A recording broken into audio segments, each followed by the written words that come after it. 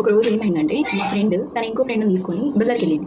అయితే ఆ ఇంకో ఫ్రెండ్ వాళ్ళ అమ్మ దగ్గరికి వచ్చి, ఆంటీ నాకు షాప్లో వచ్చిన పని ఉంది, మీ బిడ్డను పంపించరా అని చెప్పేసి అని అడిగితే, సర్లే అని చెప్పేసి వాళ్ళ అమ్మ పంపించింది. ఒక అరగంటలోనే వస్తామని కూడా చెప్పిందంట. సర్లే అరగంటలనే కదరా వెళ్ళండి అని చెప్పేసి పంపించింది. నాకు ఒకదానికి భయం అవుతుందని కూడా చెప్పిందంట. సర్లే అని చెప్పేసి పంపించిన తర్వాత మా ఫ్రెండ్ తీరా బజార్కి వెళ్ళిన తర్వాతకి, నాకు ఒక చిన్న పని ఉంది, నువ్వు ఇక్కడ వెయిట్ చేయ, నేను మళ్ళీ వస్తా, షాప్లో చిన్న వస్తువు ఇచ్చేది ఉంది అని చెప్పేసి అని చెప్పిందంట. సర్లే నేను ఇక్కడ కూర్చుంటలే అని నువ్వు వెళ్ళి తొందరగా పని చేసుకుంటా, మళ్ళీ చీకటి అవుతుంది అని చెప్పేసి అంటే, సర్లే అని చెప్పేసి అని ఇది పంపించింది. అంతసేపు ఇక్కడ కూర్చోవాలి అని చెప్పేసి ఆలోచించి పోయి లాస్ట్కి బేకరీలో కూర్చున్న తర్వాత అది కొనుక్కున్నాయి అన్ని తిని తాగిన తర్వాత ఇంకా రావట్లేదు ఏంటి అని ఫోన్ చేస్తే ఫోన్ స్విచ్ ఆఫ్.